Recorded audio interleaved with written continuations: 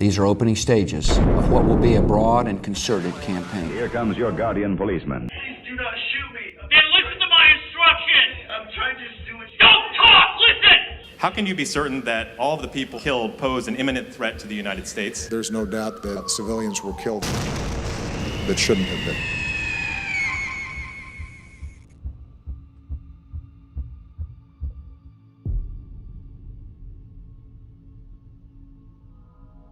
In your life, you will interact with many different social institutions. There is one institution that is unlike any other, one where you are subservient to others. From the cradle to the grave, you will be regulated, taxed, controlled, indoctrinated, coerced, judged, and possibly killed at the whims of members of this organization. This institution is called the state.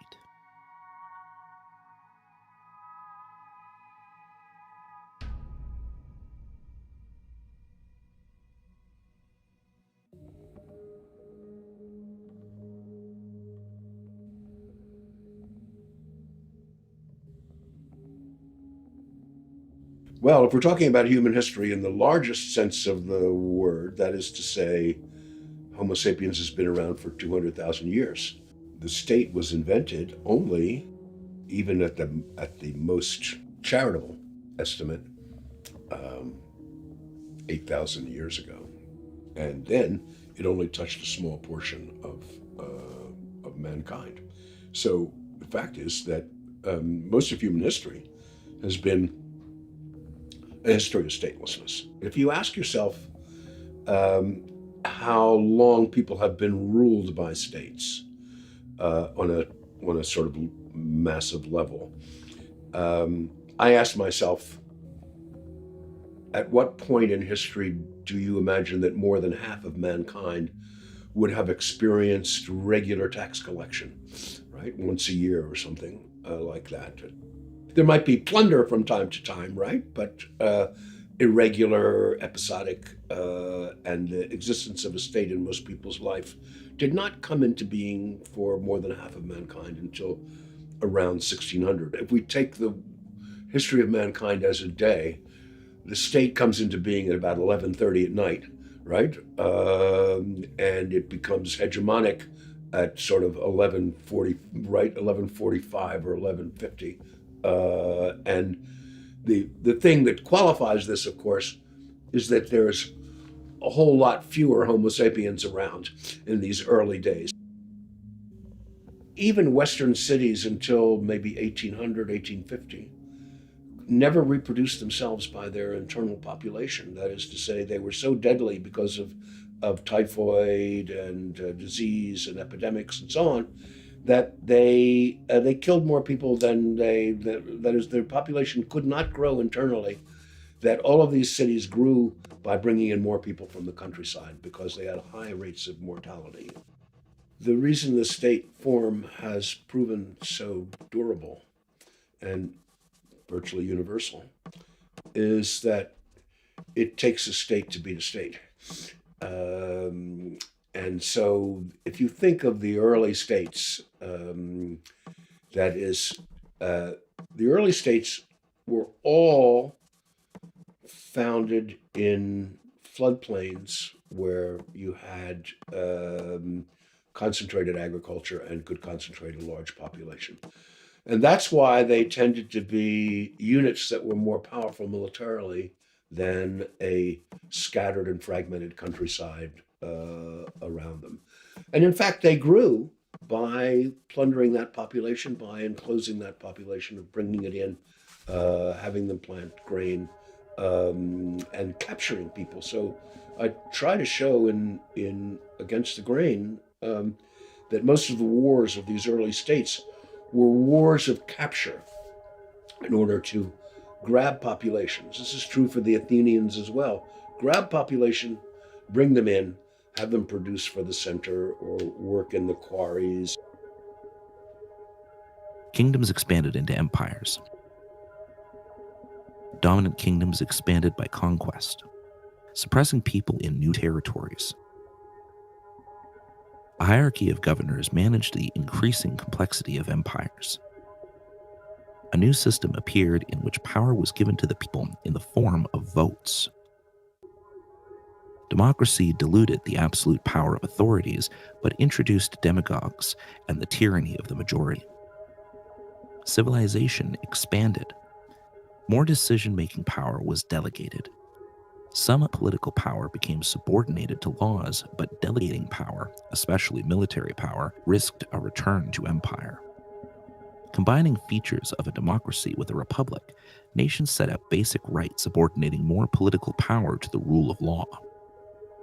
Over time, however, special interests found a way to use politics to their advantage.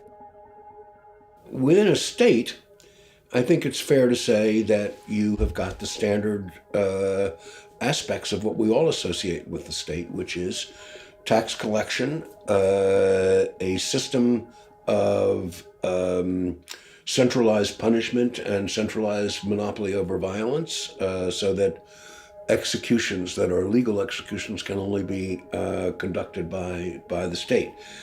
What's important to sort of recognize is that until starting perhaps with the French Revolution, which was an emancipatory movement, and the idea that people in all of France were governed by the same law no matter who they were everywhere in France, that there were no serfs anymore. You were not under the personal lordship of an aristocrat or of the priestly control.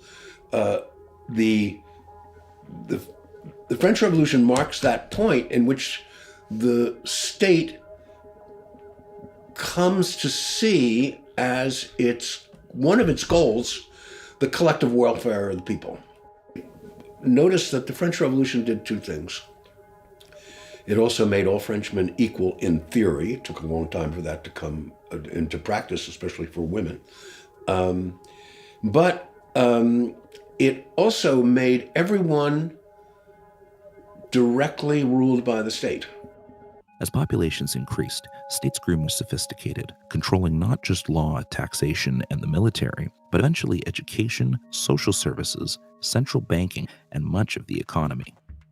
Laws inform citizens what rules the state has decided they will obey. What began as a codification of norms became a way for special interests to control others. The Protestant Reformation made people, the idea is that everyone can interpret the Bible on their own. So they start thinking of moral decrees from God, and now legal decrees from the state as what's written down on paper and issued by a sovereign. This is the statist way of thinking, and it's not what law used to be until the modern revolution of the modern concept of the state, which is only about 200 or 300 years old, like the Westphalian concept of the state. So Madison is probably the pivotal person in American history as the scrivener of the Constitution, as the chair of the House of Representatives committee that drafted the Bill of Rights. He believed, we know this from what he said in his retirement, that he gave us a government which was liberty of individuals granting power. It wasn't like in Europe where power, kings reluctantly granted liberty. So in Madison's view, the American system was the inversion of the European view.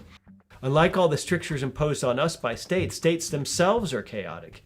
States aren't required to follow any rules. There's no rule of law. That's a mythology that we cling to. States can do what they want, and they are the judge of their own actions. They're the judge of their own criminality. They're the judge of their own civil penalties.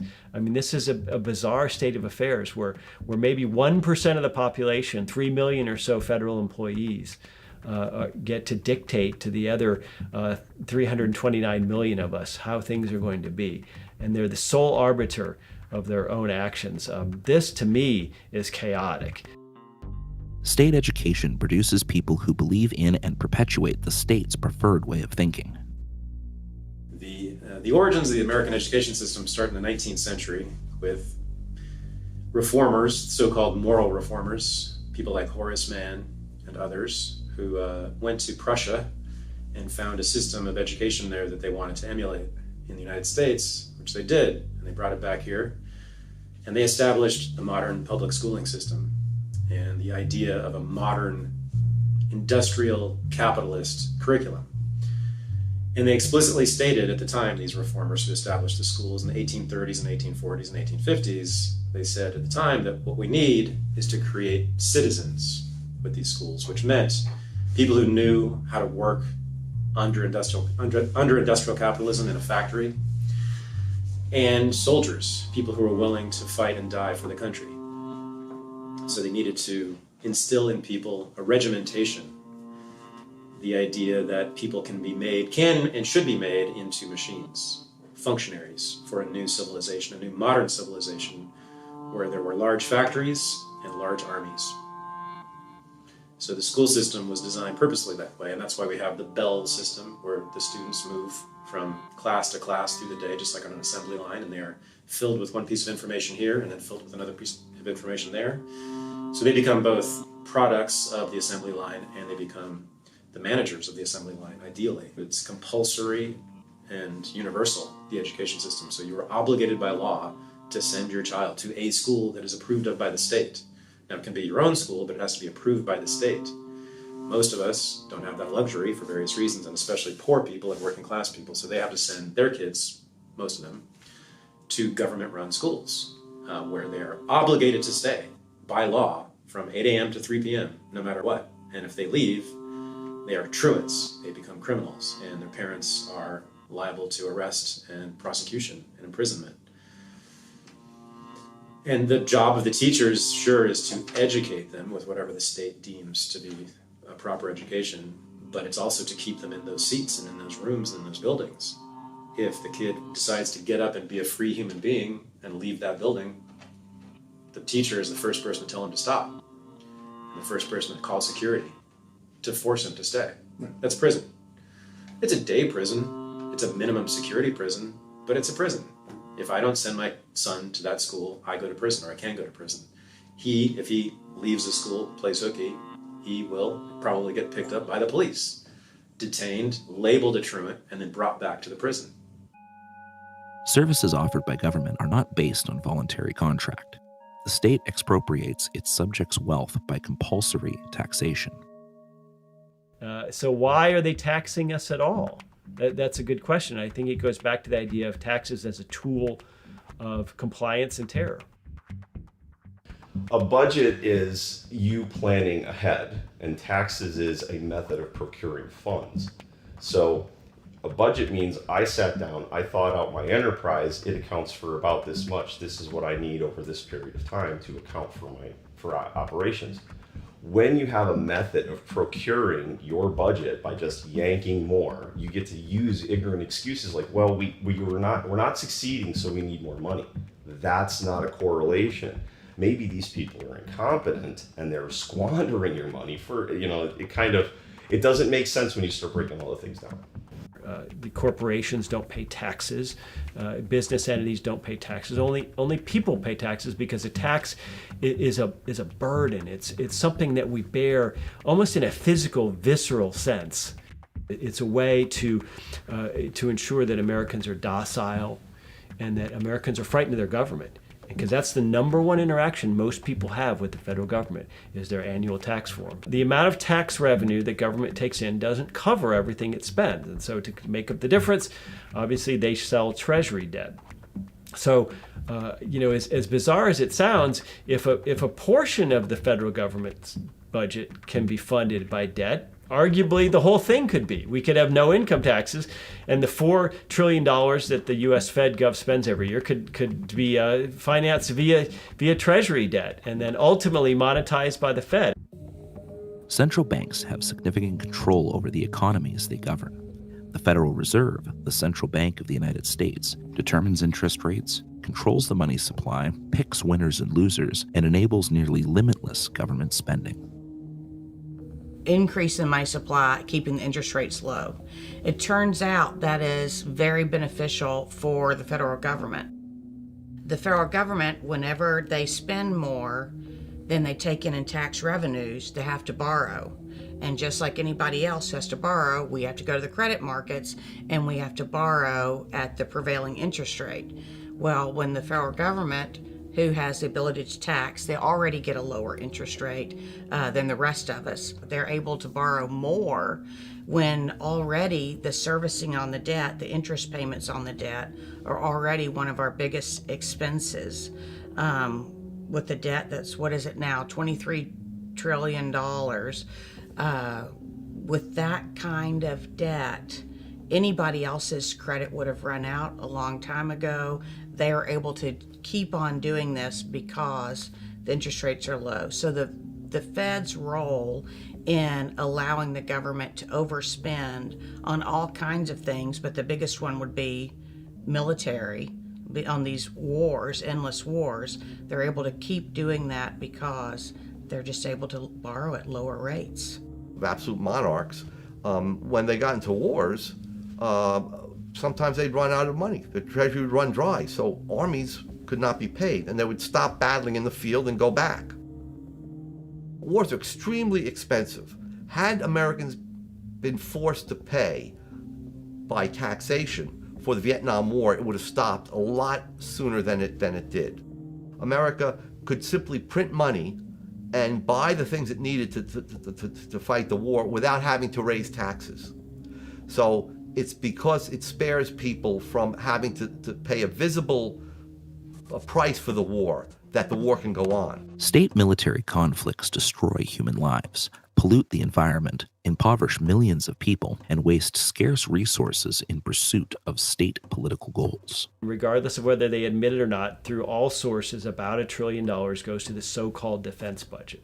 Now, that not only includes the $600 or $700 billion to DoD, but also State Department, a lot of U.S. aid, a lot of other things in the federal budget are really defense spending, masquerading as something else. Well, government's too big and we need to cut spending. If they're not talking about defense, if they're not talking about entitlements, they're not being serious. There's no amount of cutting we could do in any other part of the government that would make a meaningful difference. As Randolph Bourne famously put it, war is the health of the state, right? The state benefits in lots of ways, directly and indirectly, from war. I mean, everybody remembers Orwell's 1984 and the idea that war was so endemic that you didn't even know who the current enemy was, and they kept switching it around, right? So people didn't care. They just knew that they were constantly in a state of warfare, which of course allows the state to justify a lot of infringements on personal and community liberty that we would normally not tolerate, right? Oh, well, we're in a time of war, so we have to read your emails and we have to spy on what you're doing and make sure that the enemy hasn't infiltrated, our midst. The reason that most people go along with that, albeit, with some grumbling, is because they have been told we're at war. We're at war with terrorists who would want to blow up airplanes and want to hurt you, and etc. So you've got to sacrifice some of your liberty for the security that we, the government, offers. Well, this is an example of the U.S. government creating problems that it has the appearance then of solving. We created a problem in Libya with our foreign policy of regime change, of the Gaddafi regime. When we did unleash hell on the people of Libya, chaos broke out, as could be expected, as could be predicted, as we predicted. And that also, then that in turn requires more intervention, because you had jihadists moving into Chad and Niger and elsewhere. So you had to create more intervention to solve the problems that your intervention creates. But the U.S. uses jihadists, they use extremists as cat paws. They use it in Syria. They use the most violent Islamist extremists in Syria, places like Syria, to overthrow a completely secular regime, government, and we saw how many hundreds of thousands have died. The global war on terror is ramped up and ramped down on Washington's as Washington needs new enemies or doesn't need new enemies. It's in the most, it's fabricated. In the very least, it's something that's created by our foreign policy. It's the same thing from the Reagan years, the Clinton years, and really some during H.W. Bush, but especially during the Bill Clinton years. And then again during Bush and Obama, America uses these jihadi, Saudi-backed Sunni suicide bomber terrorists for American imperial ends. Our government hates their adversaries more than they hate our blood enemies who have slaughtered Americans by the thousands and American soldiers by the thousands in Iraq War II as well. This is how crazy their priorities are compared to what the American people believe they were giving them the writ to do, to protect us from these terrorist groups. And of course, Obama's support for al-Qaeda in Syria led to the rise of the Islamic State. In 2013, they conquered all of eastern Syria. In 2014, they rolled into all of western Iraq, all of Iraqi Sunnistan. And the Islamo-fascist caliphate that had been bin Laden's wildest dream from the attic he was hiding in, and had been George Bush's most phony propaganda from the era of his terror war in Iraq, had become true. Bush opened up western Iraq, and then Obama backed them to the hilt in Syria to such a degree they were able to erase the Sykes-Picot border between Syria and Iraq and declare a brand new Islamist caliphate. And they had seized a territory the size of Great Britain, which they held for 3 years before America had then, guess what, of course, had to ally with the Shia in Iraq, the Badr Brigade, the Iraqi Shiite army, and all of those Iranian-backed militias. America flew as their air force. The same guys our government wished they hadn't fought for in Iraq War II, they ended up fighting for them again in Iraq War III. And even now, our special operations forces are embedded with these, well, certainly the Iraqi army, but essentially 1 degree away from these very same Shiite militias. The ones that Donald Rumsfeld had used back in 2005 when he called it the El Salvador option. His death squads to hunt down the Sunnis. We're playing that same game right now. And so America is on both sides of this terror war all over the region. Same kind of thing is going on in Yemen. The war in Yemen is against an Iranian-backed group called the Houthis, who have taken over the capital city. And it has put the USA, with our Saudi and UAE allies, again, directly on the side of al-Qaeda, flying as their air force against their primary enemies, the Houthis. And even the AP and CNN have reported about al-Qaeda embedded with UAE forces driving American MRAP, IED-resistant vehicles, and participating in the slaughter of civilians in that war. Again, with America flying as al-Qaeda's air force against an enemy that has a friendly relationship with Iran. Not that Iran attacked us. At this point, it seems like through the Clinton, Bush, Obama, and now into the Trump governments, to see that this bait and switch continues on should mean to the American people, to any of us, libertarians or anyone else, that this government is not fit to be our security force. Our security is not its priority. Democide is when a government kills its own people. In the 20th century, it's been estimated 256 million people were killed by their own government. That's 6 times greater than the amount who died in wars. Government and the military, the U.S. military, and other militaries around the world, but primarily you want to look at communist countries or socialist countries who killed vast numbers of their own populations. I think that's the greatest indictment against socialism and communism, is that the Soviet Union killed millions of its own people, starved them to death with famine. They did the same thing in Red China, where tens and tens of millions of their own citizens were killed off. And so government, particularly when you see where the level of government is highest, and that's in socialism and communism in particular. Cambodia is another example where a high percentage of the Khmer Rouge regime killed off millions of Cambodians. So the biggest problem in the world in terms of modern history has been communist dictators killing off their own citizens.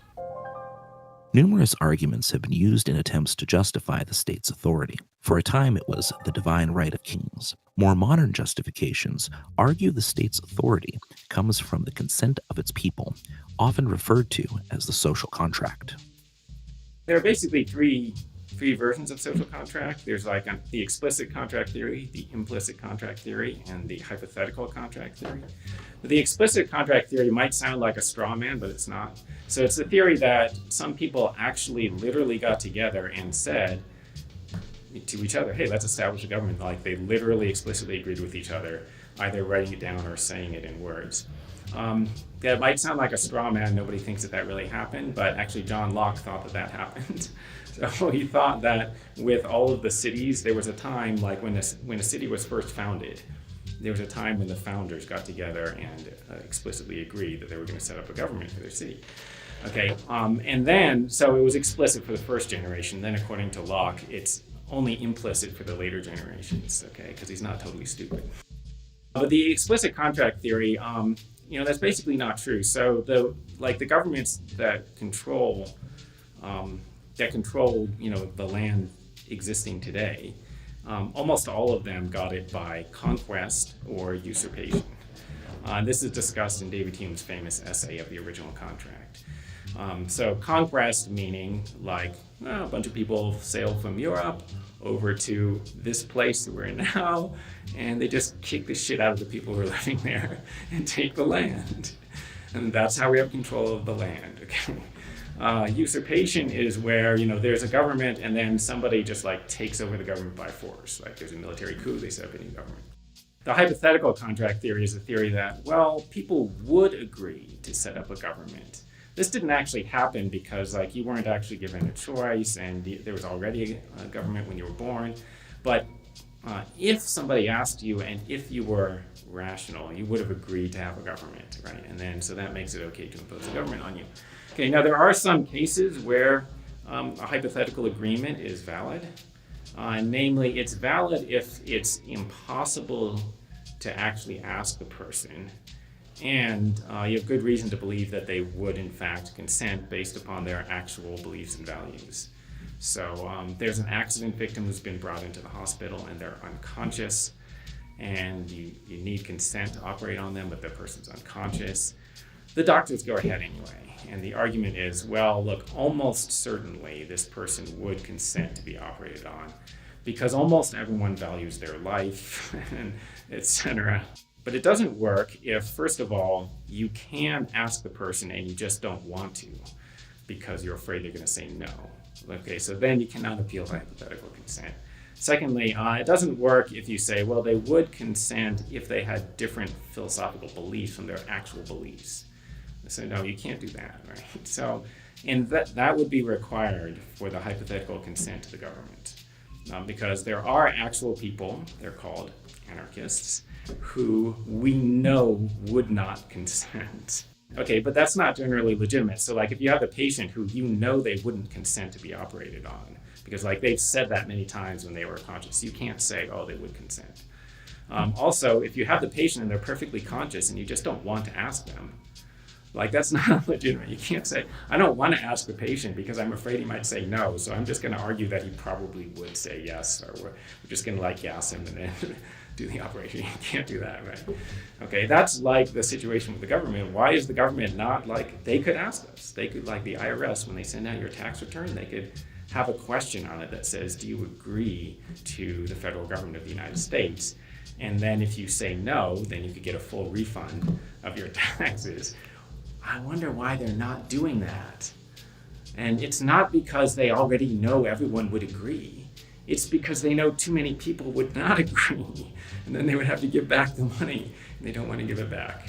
So when a young person reaches an age of consciousness where they might be able to reasonably think about and read about the nature of government for themselves, their friendly local city councilman or congressman or governor or whomever doesn't come over and say, hello, young citizen X, pleased to meet you. I'd like to offer you my governmental services, which will include road and police and fire and courts and colleges and all kinds of wonderful things. And in exchange, here's some contract terms. If you sign this, you agree, let's say at the state level, to pay an 8% annual income tax, and there'll be some sales and property taxes along with it. But it's all going to work out swimmingly for you, and you're really going to like this.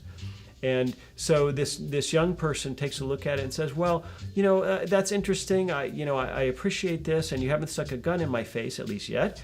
But I'd like to shop around a bit. Well, hold on a minute. It turns out there is no shopping around. It turns out that this contract being offered to you is kind of one-sided. We have a monopoly provider for these services. And it turns out that the price you're going to pay for these services can be changed almost at will by the service provider himself and his cronies in the legislature. So all this would be a very odd form of contract for most people. And then if it turns out that even when you couldn't shop around, you couldn't even say no. In other words, if this young person said, I'm going to go live out in the woods by myself, and I'm not going to use your roads, and I'm not going to use your schools, I'm not going to use your fire and police, and I'm not going to pay. That sounds fair, right? I'm not using your services, what you're trying to impose upon me. Well, it turns out that even then, no, you still have to pay your 8% tribute as a citizen of State X. So this is a very odd form of contract if we look at it that way. Some argue that democracy is what makes state authority justified. People who appeal to democracy, usually they appear to have a simplistic view that all of the laws that are passed are authorized by the people. So that, to begin with, is really questionable. It's very possible to have laws that are not accepted by the majority of people. So obvious cases would be like in 2008 to 9, the bailout of the big banks was very unpopular among both Democrats and Republicans. But just the voters, not the politicians. It was popular among the politicians, and they passed it anyway. And that's just an illustration of the fact that, however you want to account for why this happens, laws do get passed that most people don't support. Okay. Second thing to say is, who cares if most people support it, right? So, the question is, if a larger number of people want to do something that would otherwise be morally wrong, does it become morally permissible because there's a larger number of people who support it than are against it? So generally not, right? There's no other case in which you would say that. So, there's 5 people in the room, 4 of them want to beat up the 5th person. They decide to take a vote on whether beating up the 5th person is okay. Only 1 person opposes it. No, I'm against beating you up, okay? And then, so now the 4 people can beat up the 5 because there were more of them. It's a majority rule. Okay, so nobody thinks that makes it okay to beat up the person. Nobody thinks that suspends the person's rights. And you can just go through any other circumstance that doesn't involve the government. You wouldn't say an action that was initially wrong becomes okay if a majority of people support it. So as the great Tom Woods always says, it's my favorite analogy ever. He said, well, imagine Walmart ran all the schools. And you had to send your kids to an institution run by Walmart. And every morning they had to pledge allegiance to Walmart. And you had pictures of all the Walmart CEOs all around the room. And they would tell you all these fantastic, tales of, well, the first Walmart CEO never told a lie. And, all this, just the outright lies and propaganda. And then you had a society that was, really favored Walmart. And you're like, why do you think they like Walmart so much? Well, it's because they're being propagandized from the time they're children. And, propaganda works. What the states keep out of history textbooks are the things that call into question the existence of the states themselves. That call into question the existence of our form of governance, that call into question the existence of a nation state to begin with, that call into question the existence of borders, governments, police, prisons. Anything that calls into question the existence of the system those schools belong to. State overreach is a perpetual threat to individual liberty. The state insists on scrutinizing the lives of its subjects, but resists reform, transparency, and accountability. The individual actors in government are not bearing the costs, the net costs of their actions. So if you want people if you want individual rationality to lead to group rationality, you need some mechanism such that when I take an action, I bear most of the net costs. I get the benefits and pay the costs. And on the market, that's mostly true, though not perfectly true, ordinary private market. But in the political market, it's almost never true. That if I vote for the bad candidate and he gets elected, the costs of that are distributed around at least my country and maybe the world. If I'm a judge and I make a decision that sets a bad precedent, I'll never know that it was a bad precedent. I'm imagining a precedent which changes the legal system just a little bit, and a very small change in the legal system might produce costs of, say, $100 million a year. Huge amount of damage for one person to make. Commerce Clause, for example, which gives Congress only the power to regulate interstate commerce, and which to Madison, regulate meant to keep regular. Marshall and his colleagues in subsequent courts have interpreted to allow Congress to do nearly anything it wants. The color of your shirt, the thickness of the soles on your shoes, the pigment on the paint, the brightness of the lights, the curvature of the lens, all these things are absurdly regulated by the feds. So I think there's really two reasons why businesses feel the need to lobby and interact with the state. So one, they want to get privileges over their competitors, and they want to try and get some sort of subsidies, tariffs, restrictions, monopolistic grants of privileges that can give them an edge over their competitors, so they act as political entrepreneurs. The other tendency is that their competitors are also doing the exact same thing, as well as other interest groups, so various ideologues, reformers, socialists, unions, etc., and they feel the need to basically block hostile regulation that's coming in threatening. So in other words, they have to play both the offense and the defense. So they're in the political arena to secure benefits and shape regulation to their advantage. I remember one time that a cop said to a friend of mine, he caught a friend of mine, we were 14, and he said he smelled weed, and we actually weren't smoking weed. And he could have easily caught us like an hour later and we probably would have been, but we weren't smoking weed, and my friend was really scared, and he got in his face and put a flashlight right in his face, and he said, "Are you scared? I want to watch you piss your pants in front of me," to a 14-year-old child. If a police officer stops you, you don't have, even if you know that you're innocent, you don't have the freedom to tell them, "No, I don't want to deal with you." No, they have a monopoly on force. They can initiate force, initiate violence up to and including killing you if you do not abide by what they have to say. A pretty close state to absolute power in the dynamic of a cop, particularly a cop with a teenager, but in general a cop. I mean, like even things will be like, "Well, I didn't consent to that search." Well, what happens if a cop says in court you did? It's your word against the cops. Who are they going to side with? They side with the cop every time. So there's two dynamics. There's one that power corrupts, and so you give people this power. None of us do well. International law is a legal system that is created without an overarching sovereign.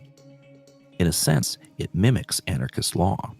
It's a bunch of different states, and they interact with each other in an environment where there isn't a higher power that hands down what the rules are of the game and how everyone shall behave. The international system is self-governed in the sense that all the states work together, at least ostensibly, as equals.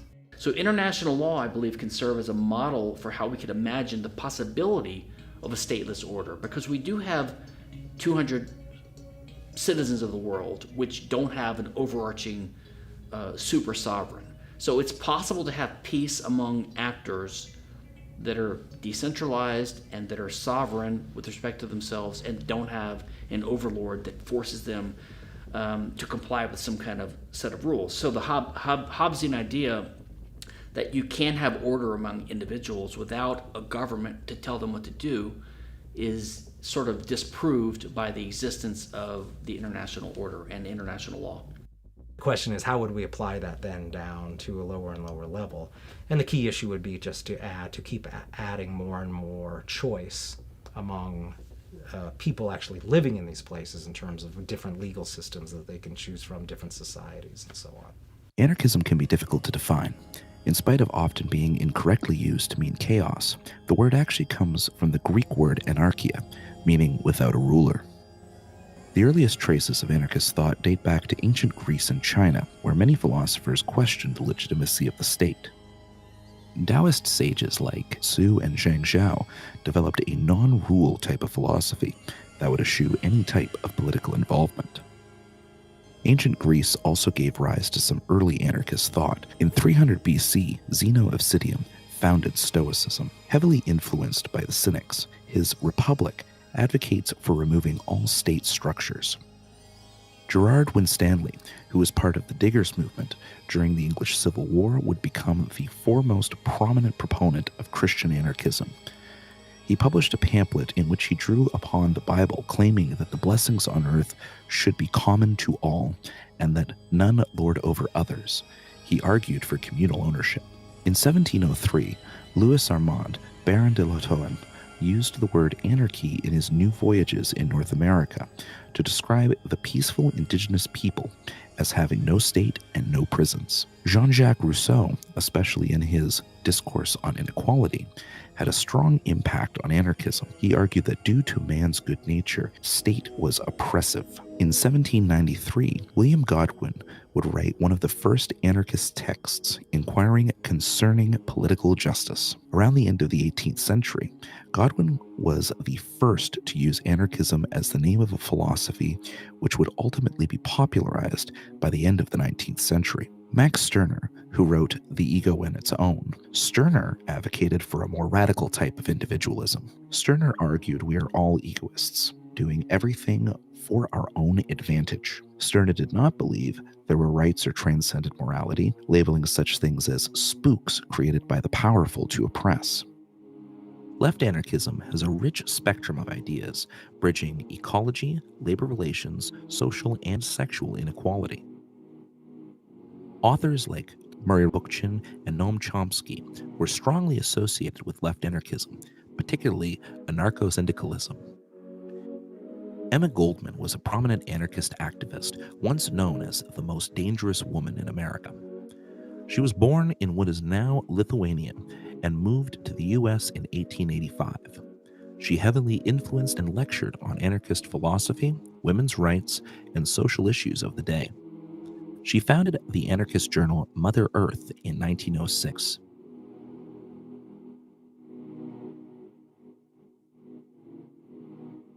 Voltairine de Cleyre was an American anarchist and contemporary of Emma Goldman, who ultimately advocated for anarchism without adjectives, foregoing descriptions such as individualist, communist, mutualist, or collectivist.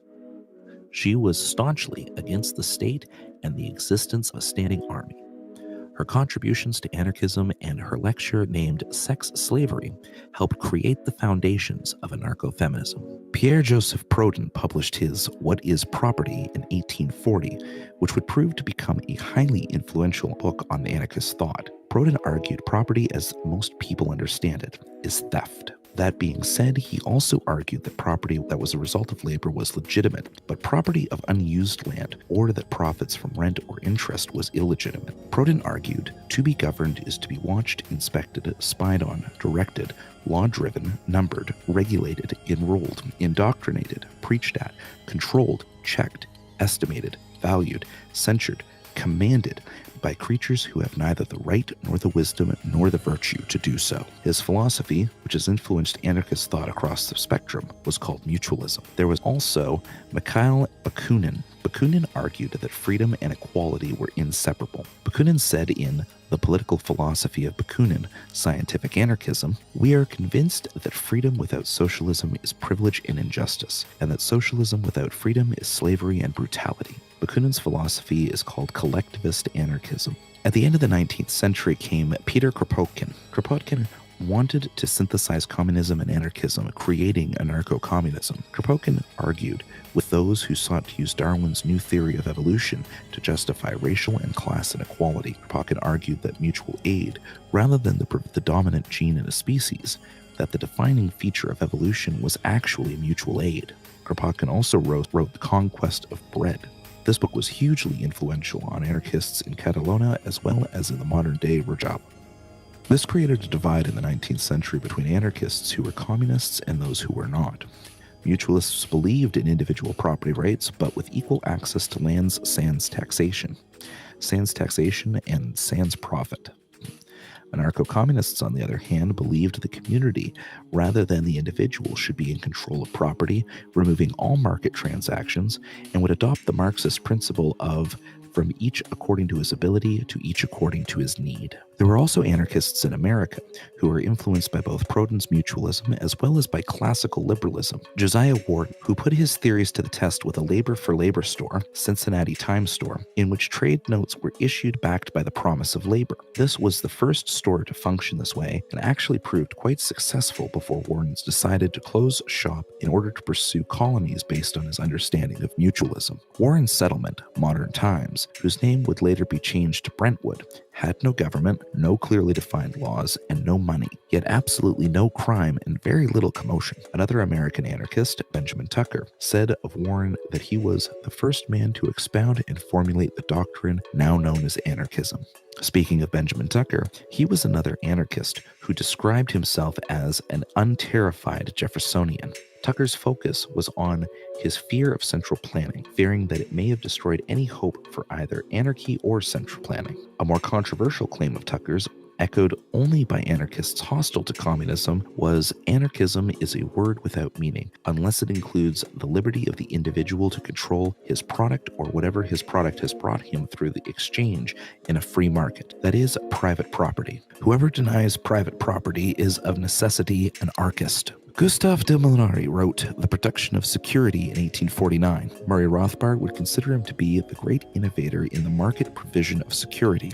Then we have Lysander Spooner, who is influential to both left-leaning anarchists as well as anarcho-capitalists. Lysander Spooner was an abolitionist and a constitutional lawyer. In 1845, he wrote The Unconstitutionality of Slavery. Spooner used both legal and natural law arguments to prove the Constitution in fact did not support slavery. He acknowledged the Founding Fathers of America probably did not intend to end slavery, but only the meaning of the text and not the individual intentions of its authors were enforceable. He later pamphlets on jury nullification, as well as legal advice for escaped slaves, and gave legal services to fugitives. The debate between communist anarchists and non-communists would become so hotly contested that some make the case it may be why some anarchists, anarcho-capitalists, reject socialism altogether, opting to incorporate classic liberal ideals such as homesteading, moving away from socialism and towards an anarchist form of classical liberalism. Anarcho-capitalism is a school of anarchism that advocates individual autonomy and private property. What happened was that over the last several centuries, starting in the 17th and going up to the 18th and 19th century, we had a march, an upward march, not of course every day, but basically an upward march of freedom. And the death of the old order, which was statism and serfdom and slavery and theocracy. And rising up from this muck, was the idea of individual freedom and the institutions of individual freedom. Personal freedom, religious freedom, political freedom, economic freedom, free market. He had a really comprehensive knowledge, not just of economics, but of political theory, philosophy, and many other subjects. And he had a tremendous intellectual curiosity about all things. He was constantly coming up with new ideas, and he was very enthusiastic about the new ideas he found. First is the non-aggression principle, NAP. Keep your mitts to yourself and don't grab other people with their property without their permission. Now, in boxing, if you and I are in a boxing match and you punch me in the nose, I can't say, oh, assault and battery, because I've agreed to be hit above the belt. The second one would be private property rights. And we need private property rights because suppose you grab this shirt that I'm now wearing. Did you violate the non-aggression principle? Well, it all depends upon who owns this shirt. If I stole it from you yesterday, you're just repossessing your property, and I'm the bad guy. On the other hand, it's my shirt, keep your mitts off, and if you grab it, you're the bad guy. So we have to know who is the owner of my shirt. And the third one is free association. No one should be forced or compelled to associate with anyone against his will. One of the direct effects of the non-aggression principle, the NAP, NAP, is no government. That would be the purest libertarian view. Why? Because government taxes people against their will. And we just got finished saying that the non-aggression principle says that you shouldn't be forced to do anything. You should be able to do anything you damn well please, except keep your mitts off of other people. Well, when they're taxing us, that violates the non-aggression principle and it violates free association. They're making us associate with them. And where do we get that from? I didn't sign the Constitution. The idea that rights are simple and clear and therefore you can eliminate everything by, you can solve all problems by showing you can't do that because it violates rights. And some of those, I guess my favorite counter to that, which comes from Bill Bradford, who was the editor of Liberty Magazine. He's no longer alive, unfortunately, but he was an interesting guy. And he says, all right, this is my memory of his example. You happen to be you fall off your balcony on the 15th floor of an apartment building, unfortunately. But fortunately, there's a flagpole coming off the balcony on the 14th floor, just below you, and you manage to grab hold of that. It doesn't break, and you're going hand over hand back to the 14th floor balcony to get on it and get down. When the owner of that apartment comes onto his balcony and he says, "That flagpole is my property, not yours, let go." Do you? Well, if the answer is that you don't, we have to either say that's because you're a bad person, you've just violated his rights, or you have to say it is morally legitimate to violate rights when enough is at stake, which is basically what this comes to. But once you've conceded that it's morally right to violate rights when enough is at stake, now you've abandoned the moral argument against almost everything. I know lots of people have different visions of what this looks like. But let's say we're talking about an extremely decentralized covenant community where people just come together and form communities where they sign a contract and I agree to live in this place and follow these rules. And as I argue in some of my essays, this is probably the likely way that most people would live. A lot of people imagine that, oh, well, I'll just go out and do my own thing out in the countryside and no one will bother me. This is, of course, an extremely naive way of looking at things, is that your neighbors would probably just come and try and take your stuff away. So most people would congregate into a group of some kind and then agree to give up certain prerogatives in order to amass their resources and put together a private security force and so on. I think when it comes to the most widely understood cases of unjustified aggression, there is a pretty broad range of agreement. I mean, yeah, not everybody thinks taxation is theft, but virtually everybody thinks murder can't be justified. Virtually everybody thinks you can't break into somebody's house and take his things. And that's the baseline we operate from. And if there are a handful of people who don't accept that, well, that's what we have self-defense for.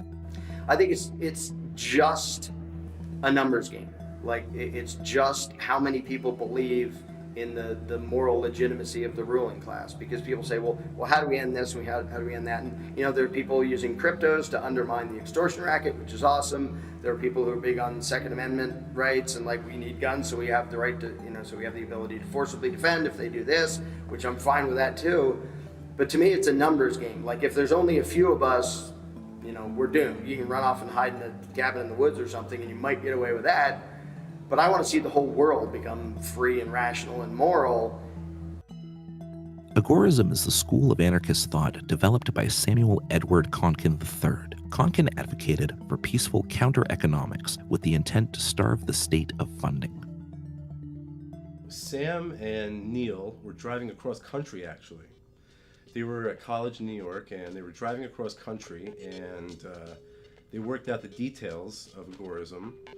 And Neil put it into his book alongside Knight. If I recall correctly, Sam was supposed to have a book come out, but he couldn't find the publisher. So Neil, who he's friends with Heinlein and a lot of different authors, he was a little bit more established in the writing scene. He put out alongside Knight, And that was really the foundational text of agorism. The main thing is just pretty much bleeding the state dry, staying out of the state in any way possible, like not paying taxes, cash transactions and all that, but with the idea of doing it to stay away from government. The white market, which is obviously the acceptable market, everybody trades in that, taxes, regulations. Then there's the gray markets, which is, it's a legal business, but maybe you're not paying taxes, you're a tax evader or whatever, and you're not claiming everything, or it's not regulated. Karl Hess was one of the early agorists. He used to be a Republican. He worked for Barry Goldwater, and he coined the term, or the phrase, extremism in defense of liberty is no vice. And eventually he became more and more of an anarchist, and he got in with Sam Conkin and all those guys, and he wrote Community Technology, which is I hesitate to call it a book because it's so small, it's really just a booklet, where he describes his whole experience in the Adams Morgan neighborhood in Washington, D.C., where he creates this whole farm in an urban environment. And what's really striking to me is that if you can do that in Washington, D.C., you can do that anywhere. Nobody is capable by revolutionary action of overturning great social systems. It has never been done. There hasn't been a revolution by armed force ever in the history of the world. What we have had is changes of management very often, but no revolution. Crypto anarchy. So the idea is essentially that the use of cryptography will help us subvert or undermine the state. And I think that's absolutely huge to where we are in the future, not just in terms of blockchains, but also, like we said, in terms of Tor as well. So when we combine the two, again, we have things like the Silk Road, where you can buy and sell at will whatever you want to whomever you want without any form of regulation or censorship by Congress or your governor or your state legislature. Crypto anarchy is that is, to me, what's going to save us. And I think the crypto anarchists have become essentially a wing of the agorist movement. Anarchy is just normal life that happens all around us every day. When we walk down the street, we all have a vested interest in just having society where we deal with one another peaceably and we deal with one another in ways that we feel are justified and win-win. I mean, anarchy is just in the air around us. It's not something abstract. It's just human beings doing what they want to do voluntarily, without force, without coercion. We can distinguish between individualist anarchism, which is based on private property ownership, and other types of anarchism that are more of a communitarian kind that don't recognize private property. I think that by anarchist societies, and by anarchism in general, compared to its popular use as chaos, disorder, violence, and so on, the anarchism ought to be understood as forms of cooperation and mutuality without hierarchy. I think the developers would develop towns and cities, and people that lived in towns already and so on. Those would be the public areas, let's say, would then be owned as almost as stockholders. People in the town would be stockholders in those public areas. But I think you could have any number of organizations where people come together and form a variety of communal organizations, own communal property, have communally owned towns and cities and so on. Those could all certainly meet the definition. I think the key component there is that you would have a lot of choice about where you would live. In 1860, Paul-Émile Dupuit coined the term panarchy, which is a system that recognizes the individual's right to choose any form of government without being forced to move from their current locale. Panarchy, to me, is one of the next stages of human social evolution. Instead of pure anarchy, okay? Which sometimes you might think of anarchy, or some people might think of anarchy as just being utopian, being fanciful. Panarchy is a way of describing arrangements where we don't make any sort of judgments about the kinds of civil association that people want to enter into, but they do that rather freely. And what's interesting about panarchy is it's different from polycentrism, which is another fancy P word that just means we're breaking up power into smaller jurisdictions and allowing for people to vote with their feet. If they don't like this jurisdiction, they can go to the other one. Polycentrism is this idea, and it's really important. You can join your Republican or Democrat or Socialist or what have you association and in your home. So instead of joining a party that fights over who gets to control 350 million people, say, a panarchic state of affairs would just be, if you believe in joining a kibbutz, or you believe in the Singaporean healthcare system, or if you believe in some other set of governance arrangements, be they hierarchical or decentralized, you can join those and you can exit them if they're not working out for you. You get a market and governance that is divorced from territory. We have to ask ourselves now in this day and age, why is it that rules have to be attached to territory always and in every case? They don't need to be. And in fact, for most things, the rules we live under are an artifact of conquest, or an artifact of, I was born on this patch of soil that long time ago was conquered by somebody who makes the rules on my behalf.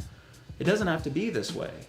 But the panarchist says, let's try different experiments and let's see who joins what civil associations.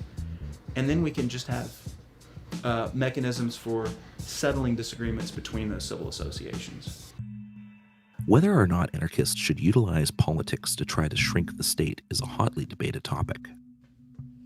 Recently, on the federal level, we got a right to try bill, which says that if you are suffering from a terminal disease and there's some experimental drug you might be able to take, we're going to give you the option to take it. But that began as on the state level, as a series of states began introducing right to try laws. Now, there's no authorization for a right to try law on the national level. They were just doing it. And as it turns out, they paved the way for a liberation that occurred on the national level. And you can go down the 10th Amendment Center. You can go down the list of the various initiatives they have, and you'll see how many of them there are on such a wide array of issues that might appeal to both left and right. If I look through the history of so-called states' rights, in the first, let's say, 150 years of American history, what do I find it being used for? Well, I find it being used to defend the freedom of speech, to defend against unconstitutional searches and seizures, to defend against a military draft during the War of 1812 that was proposed that some people like Congressman and then Senator Daniel Webster thought was unconstitutional. But in fact, they were even used to fight against slavery. And we see that not only in the personal liberty laws, which were used to fight against the fugitive slave laws that existed in the 19th century. We have states, for example, refusing to allow the federal government to use its facilities, to use its jails to hold suspects, or to let any state official take part in running after a fugitive slave or anything like that. The whole thing is the principle of secession, I think, is very, very good. I sort of lean toward the nonviolent approach, but I always support secession. And I think that the founders made a mistake by not having that in the Constitution, because that would have restrained the government. If we could have, as individual states, leave the United States anytime we want, they would have been much more reserved in the abuse of the rights that the states should have and the rights of the individuals within the states. Secession is an approach you take when you have irreconcilable differences. That's in effect what happens. Right now in the United States, we have well over 300 million people, and we are divided right down the middle in how we look at the world. We have radically different worldviews. And instead of saying, why don't we work out an arrangement where people who think one way can just live according to those ideas and people who think another way can live that way? Instead, we feel like we have to win and triumph over our enemies. well, there has to be one way to think that dominates the entire country. And at some point you should ask yourself, is that really the most civilized way for us to organize society? Is that the most civilized way for human beings to live with each other? And I'm inclined to think that it would be better if we said, look, we just don't have the same vision for what society ought to be, and instead of every 4 years having a low-intensity civil war with each other to see who's going to ram ideas down the throats of the others, what if we say, well, why don't you live your way and we'll live our way, and we'll see, let the best man win kind of thing. I think the idea that, if people just keep voting for someone who's better than the last clown that was in there, or we just got to wait for the Republican or Democrat systems to reform themselves and to offer us some new candidates, that clearly isn't working. People have been trying that for a really long time now. And so I think if you're disgusted by the current system and you agree the current system is crazy, the very least you can do is stop legitimizing it by voting every 2 or 4 years, because that's really the fig leaf that they hide behind, is to say, this system is voluntary in a sense because look at these leaders were democratically elected. So I would just say I do believe most of the victories you're likely to have are going to come at your local level. You have no chance of influencing the U.S. Senate to do anything. But on your local level, well, you could, you might even know your local state legislator. I mean, he might actually live on your street. There is a possibility that you could get some tax repealed or some onerous regulation repealed. The next level of libertarianism below that would be minarchism. Ayn Rand, Robert Nozick. And there they support the non-aggression principle, but they allow government, very minimal government, to have armies, courts, and police. Armies not to export democracy, but to just make sure bad guys don't come from abroad and attack us. Police not to make people virtuous, but to just make sure that murderers and rapists don't do their thing and leave victimless criminals alone, like prostitution and drugs. Everybody's a minarchist. Who's not an anarchist. Joseph Stalin was a minarchist. Bernie Sanders is a minarchist. If you're just going to say, well, I think the state should do X, Y, Z, well, why not X, Y, Z and A, B, C? And while we're at it, E, F, G, and a whole bunch of other things. I mean, either you're guided by first principles or you're not, and you're just in the realm of preferences. And, anarchists get accused of being utopian, but there is nothing more utopian than a minarchist. The idea that a state will stay restrained because it just decides it doesn't want more power. We're going to create a monopoly on the initiation of violence, and they'll probably decide we'll only stay, a certain reasonable size. Well, I mean, how much empirical evidence do you need to disprove the idea that that's even possible? And in fact, there's a pretty strong correlation between relatively small states becoming the biggest states. It's not a coincidence that the United States of America, which started as this experiment in restrained government, with all these brilliant thinkers who wrote all about checks and balances and divisions of power, well, now it's the biggest state that's ever existed in the history of humanity. The most effective strategy for bringing about a stateless society is not politics at all. I don't think we're going to send our prayers up in the voting booth and hope that the authorities grant us this kind of supreme freedom.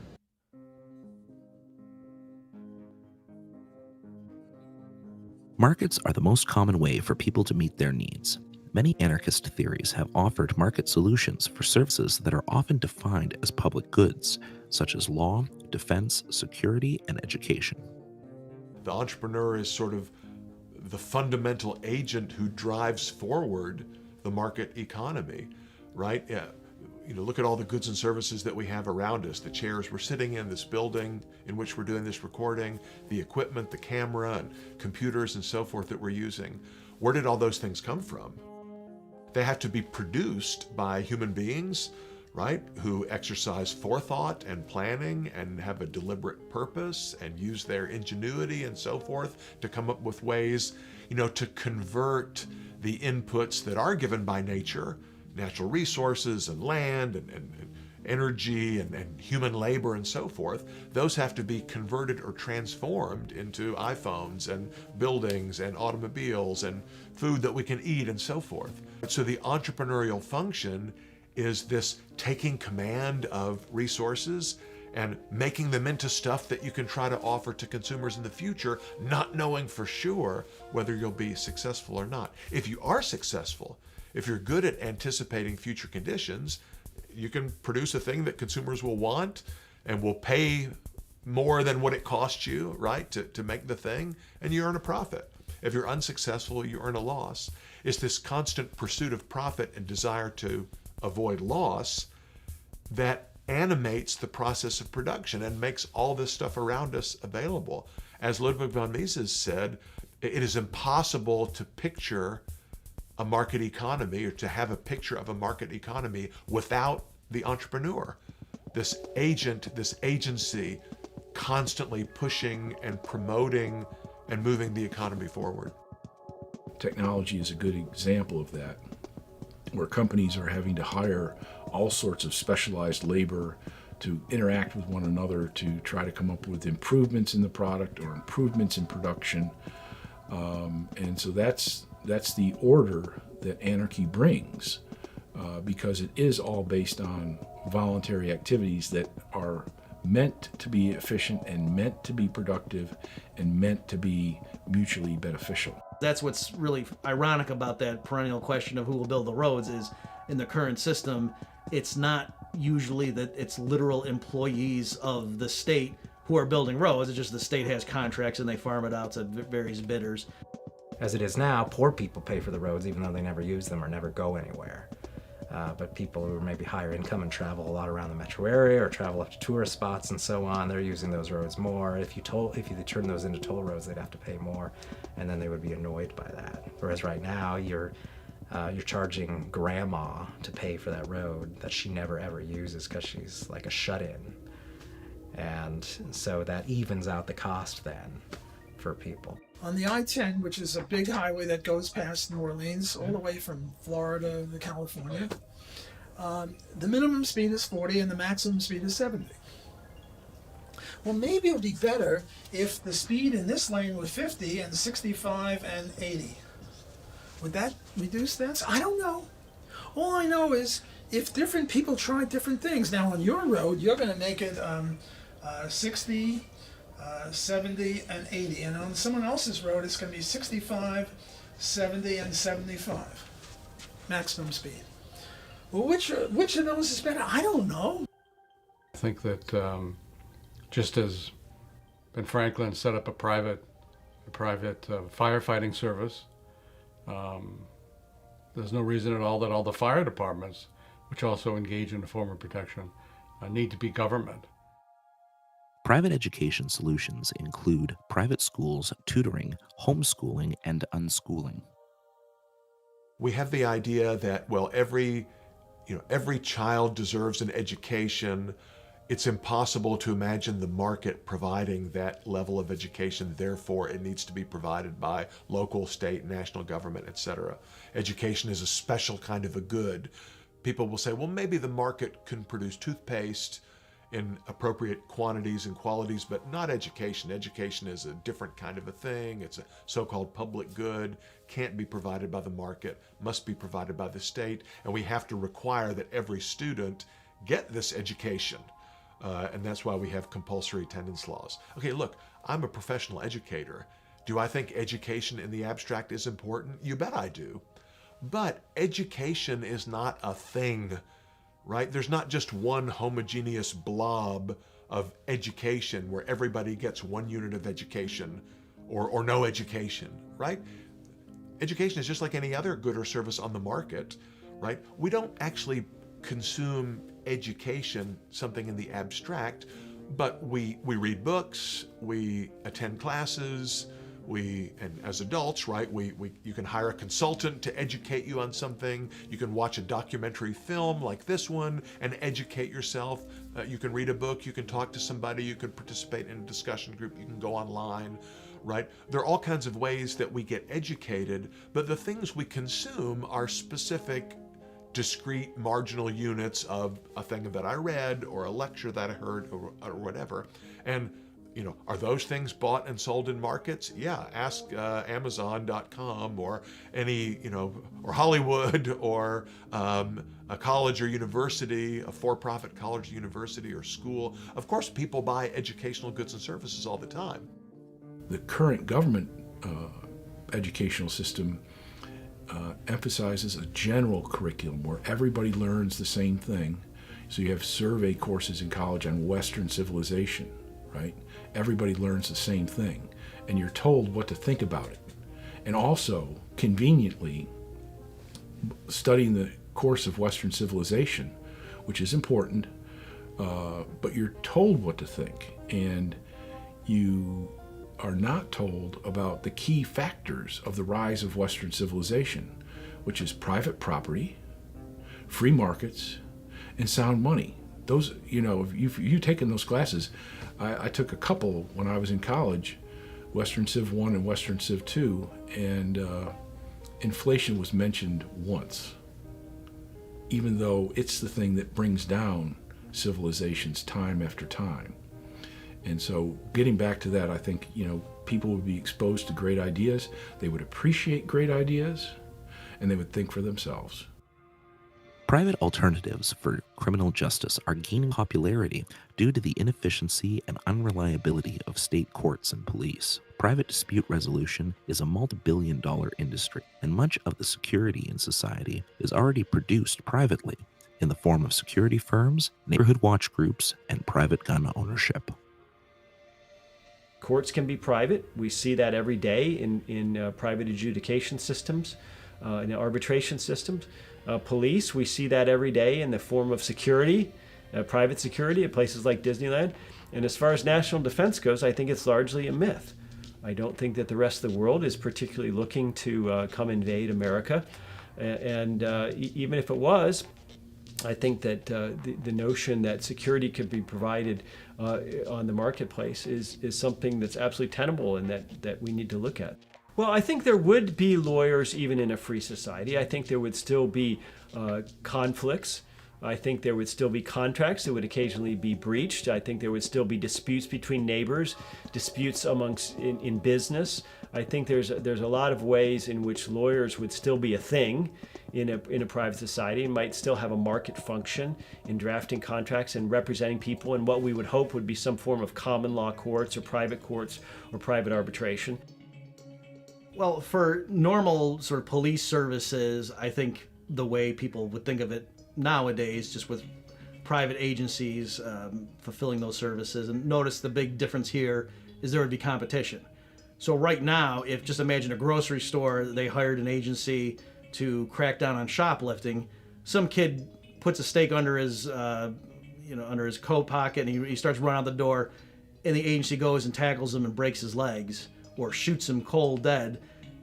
That would be bad for business. That particular agency would go out of business, and so over time you would see police, what we think of as the job of the police, would be handled by competing private firms in a very efficient but also humane manner. You didn't have prisons, for example, in earlier societies, which were much less state-oriented than the ones today. I mean, prisons are a relatively recent development. Britain, I think, was the first to have them in the 18th century. The idea of private defense services was first suggested by Gustave de Molinari in his 1849 essay, The Production of Security. When we think about the private provision of military defense, it's important to always use an apples-to-apples comparison. So it's true that a relatively small city, no matter what they did, wouldn't be able to repel Nazi Germany, for example. But by the same token, neither did France. And France used a conventional state military to defend itself, and it lost. So the claim from the anarchist camp is always that for a given group of people, other things equal, they will be able to better defend themselves if their defense is left to voluntary market provision than if the government monopolizes and tries to take over that enterprise. So as far as a city of 25,000 people defending themselves, we don't know exactly what they would do, but the point is any money they spent on missile defense or other types of defense would be better spent, because we can see governments notoriously spend way too much on military procurement. The amount they spend for a given missile or bullets or whatnot is more than the private sector analog would be. So for a given amount of expenditure, a smaller society of truly free people would get more bang for their buck, as it were. Also, the issue is they wouldn't be an offensive threat to anybody. So there would be no reason for a state to want to invade them, except perhaps for the ideological one that it's awkward that there's this free society that's prospering. But in terms of why is it that governments largely go to war with each other, just like Switzerland, for example, was able to go through both world wars relatively unscathed, and that's partly because everybody knows they're not a threat to us. The problem with the state provision of military defense, among other issues, is that it limits the brainstorming to just a few people who are in the military hierarchy and maybe some of the political figures involved as well. And whereas a genuine open market relies on the contributions and the insights of the whole community. And so when you have the state running your defense, you're putting all your eggs in one basket. And that was shown, for example, most famously with France and the Maginot Line, during World War II, where that sort of system wouldn't have occurred like that under private provision.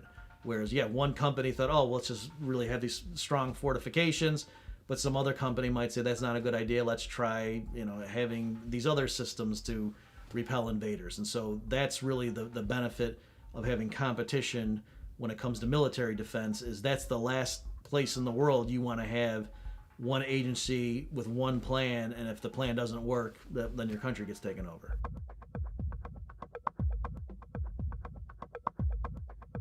Entrepreneurial innovation has done more to diminish state power than most political action.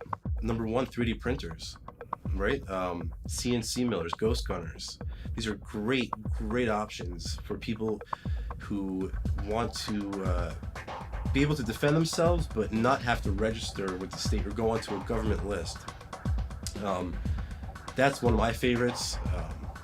Also, cryptocurrency miners, right? Just if you're mining for Bitcoin, you're engaging in counter economics because you're helping people avoid the banking cartel. Also, Tor.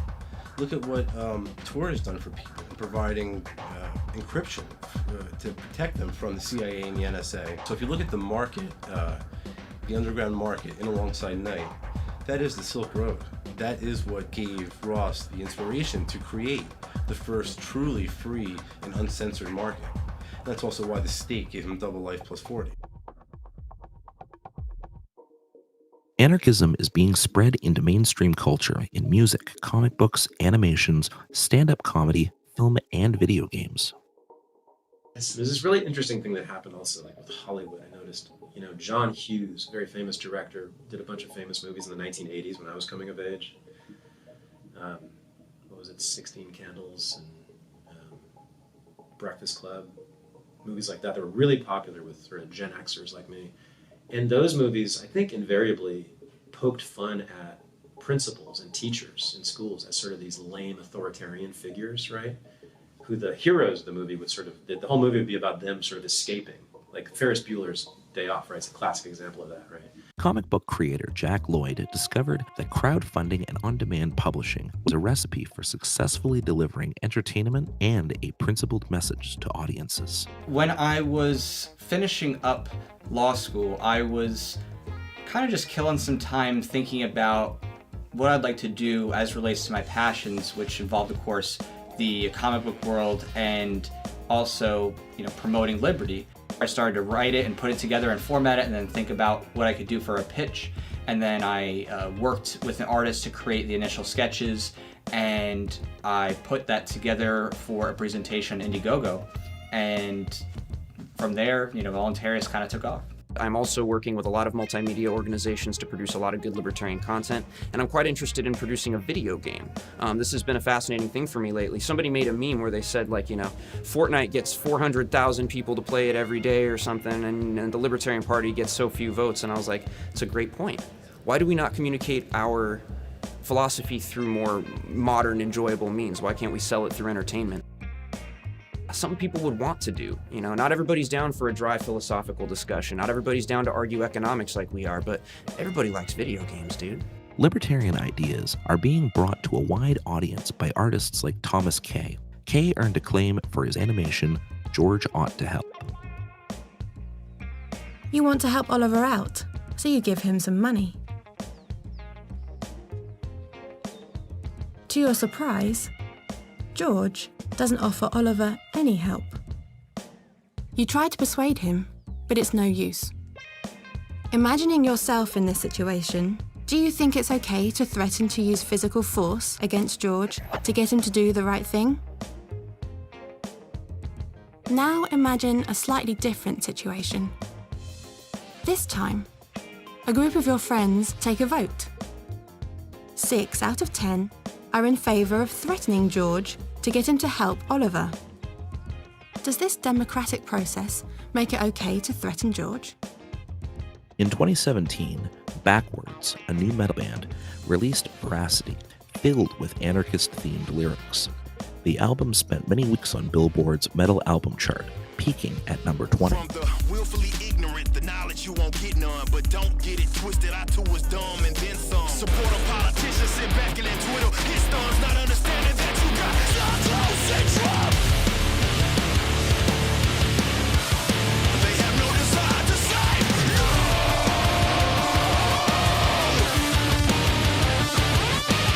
That was our first album, Veracity. And it was a hit. I would have never imagined that it would have got big as it did. But now we're going to be a lot more. We all come from different backgrounds, and we want to make sure we express that. So we've already pretty much announced that it will be sort of this double-sided type of deal. We had 18 tracks on the first album. This upcoming album is going to have roughly like 20 and stuff like that. So we're gonna, between our first 2 albums, we're gonna put out more music than people that have 3 albums out, 3-4 albums. But this time we're trying to just get a little more, just mix it up a little bit. And I love it. I love the process, and also obviously with us being able to talk about whatever we talk about because we don't have any strings attached to us, right? It's a lovely thing. There's a lot of closet, definitely in metalcore, even though it seems to be a really leftist-dominated sort of subgenre. There's a lot of closeted libertarians in it because they're like, well, if I come out and say some of that, man, that's basically the end of their career. And this is why I think they're so attracted to us, and why I talk about it all the time about the void that we just simply feel, and just being us. And people come up to us like, man, you make music that I enjoy, but man, you adopt a philosophy that I adopt, and that's what takes it to another level. And again, there's people in these bands that are kind of closeted, but again, it's like they don't think that it's worth putting themselves out there like that, just simply because, yeah, you get a target on your back. You get a target on your back because it's against the norm in the industry. Stand-up comic Dave Smith brought his comedy to podcasting in 2012, eventually hosting his popular podcast, Part of the Problem. He then made the jump from stage to screen as a regular on cable news shows and in his own comedy special, Libertas, which spent 3 weeks at the #1 spot on iTunes. They went, why do they hate us? That's how clueless we were. We didn't even know there was a beef. Like, if you had asked us on September 10th, you were like, oh, what do Muslims think about America? You'd be like, that we're awesome? I don't know. Like, what else would they think? And then September 11th happened, and we were like, whoa! Like, why do they hate us? And then people were like, well, you've been bombing the shit out of them for decades. And we were like, what? I'm obsessed with libertarianism, and so when I'm doing comedy, it just kind of comes out. And having the perspective of being an anarcho-capitalist, it gives me a different angle than just about any other comedian has on the topic of politics or government or even culture. And there's just a lot of golden material there. There's nothing that's more absurd and hilarious than the idea of the state. And it's something that everybody accepts, and that's like comedy gold. Anarchists utilize podcasting and memes to spread messages further, bypassing corporate media. I was trying to figure out a way that I could contribute to the liberty movement. So I just decided to podcast. I had been in music at one point, and I understood recording, so I bought some very basic equipment, and I laid out about 15 episodes of my basics of voluntarism and libertarianism, and just started. I never learned about guns, so I cover guns a lot in my channel and the content that I do. Now I love firearms and I love learning about it more, but growing up, it was something that I never had experience in terms of culture or anyone in my family or anyone around me. One of the biggest things that we're doing next in this partnership together is we're focusing on dispelling a lot of the myths that are being perpetuated in the media against gun owners specifically. I was making memes for all different types of groups and pages of my own accord, because I just had some technical skill in Photoshop and like entertaining people. But it really started to take off when I was invited to join the Anarchy Ball team back in 2013. Memes reach anybody and everybody. You see memes are obviously popular with younger people, but even older people, boomer memes, they're getting into it too. And it's just a seed. They're little seeds that float all over the place, and they just spike right into people's minds. And even if it's something that they disagree with in the meme, because usually memes are pretty extreme with the idea that they're trying to get across, and it bothers people or people really resonate with it, but it sticks in their head, and that's what I like a lot. That, and it's funny. Throughout history, there have always been populations that live outside the reach of states. In Southeast Asia, millions thrive without a state to manage their lives. James C. Scott discussed these anarchist communities extensively in his book, The Art of Not Being Governed. I'm a Southeast Asianist, and I was interested in the history of the relationships between hill people in Southeast Asia and lowland people. And the states exist in the lowlands. And historically, one thought that the people in the hills were, in a sense, the ancestors of the people who founded states, that they were the backward, less advanced, had not discovered wet rice agriculture and Buddhism and so on. And it turns out that it's a much more complicated and much more interesting story than that. And here we're talking about an area of maybe 100 million people, spread all the way from the northern boundaries of Vietnam in the hills through Thailand, Laos, Burma, all into northeast India. And I contend, and I think the evidence is indisputable at this point, that historically, most of the hills were populated by people who were not always there, but ran away from states in the valleys because of taxes, because of epidemics, because of wars, conscription, and so on.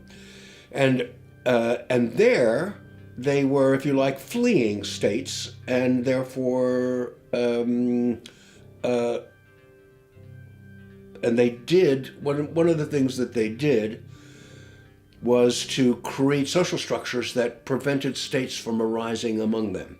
It's not that they didn't have order, it's not that they didn't have chiefs, but they had a whole system of preventing state formations. In Cherán, Mexico, citizens abolished all political parties and disbanded the police. It's a very great, very chill environment right now. And if you compare it to an event in the United States or Western Europe, any place in the first world, well, there's little to no security at all. And even that could make you wonder, what if there's a smart, lost soul out there that would think of harming everyone in any way? And that is easy. That's not going to happen because of one simple reason. You don't know who has a gun here. Ya hay un cambio por el movimiento que se hizo entre nosotros. Y la verdad, pues es algo que nosotros mismos nos sorprendemos y nosotros mismos no nos explicamos. In 2014, the Mexican Supreme Court ruled their system of government as constitutional, effectively ending a 4-year-long fight against political parties getting back into the community. It was a significant victory that validated their efforts to rebuild. To do so, it must build a thriving economy buoyed by lucrative exports and stable local businesses. Los retos que enfrentamos es inculcar cosas nuevas a la comunidad, que se desarrolle más lo que es pues se puede decir la mercadotecnia, ¿no? Porque de hecho es un lugar virgen para los negocios. Mutual aid is a practice that combines individualism with collectivism to meet the needs of working people. People in a locale pool resources to help each other when temporary help is needed.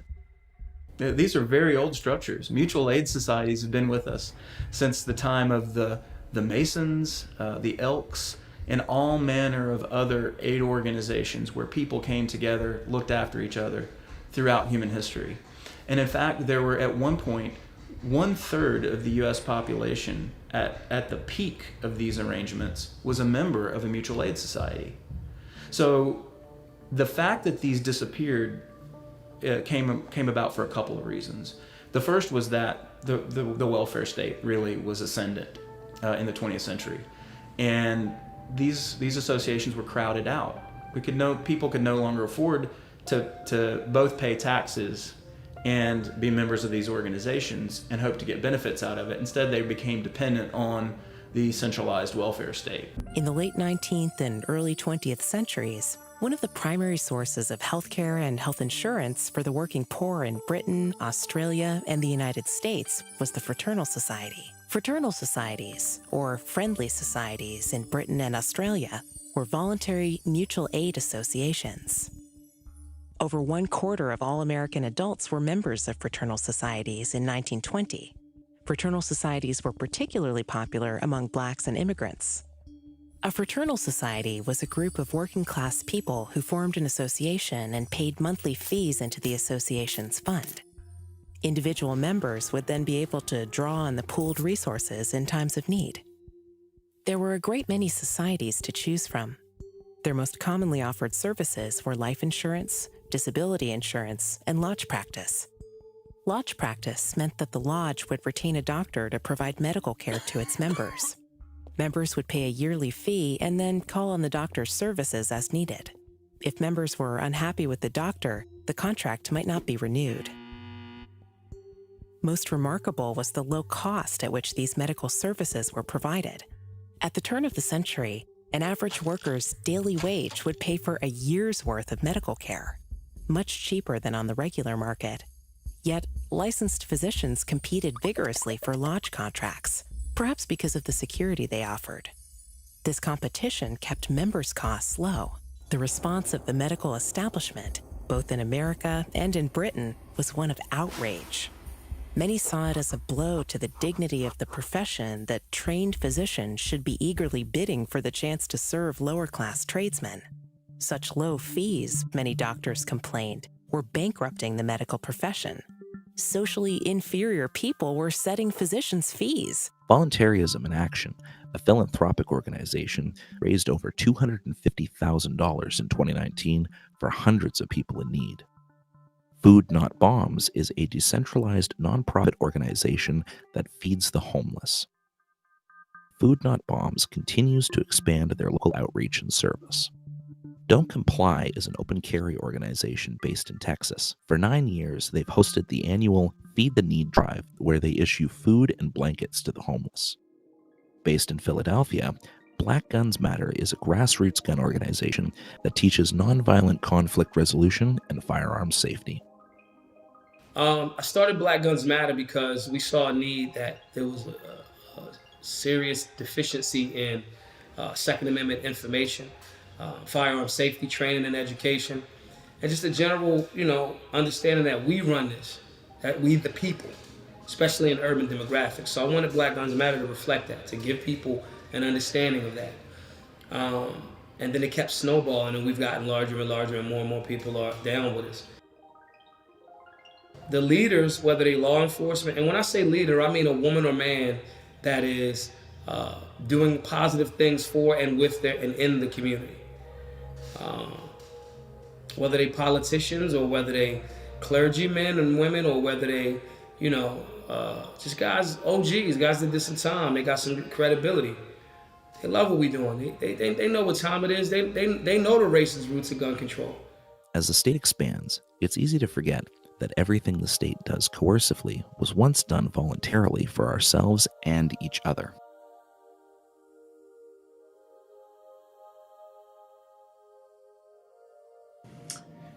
If you're interested in individual liberty and personal freedom, I would say the most important thing is learning yourself, learning what you want. I think some people don't want freedom. Some people don't want personal liberty. Some people want to be told what to do. Some people want to be regimented. Some people want to be cogs in a machine, or work in a cubicle for a boss, or be a member of an army.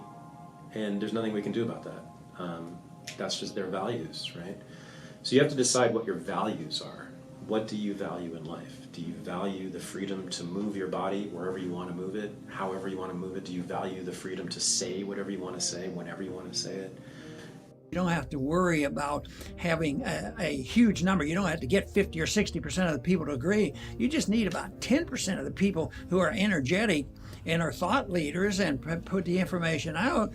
I think once you convinced enough people that a free society would work, it would be preferable to the current one, whatever particular mechanism is used to get there is just going to be a whole lot easier, whether it's seasteading or secession. If you were to tell somebody in 1840 that we were going to abolish slavery across the West in the next 25 years, it would have seemed crazy. People worried who would pick the cotton, just like they worry today who will build the roads. But we can go to a much better place. We can actually be morally consistent. You don't have to live in this world where you pick which criminal you think is going to be slightly better than the other one. We all know they're all criminals.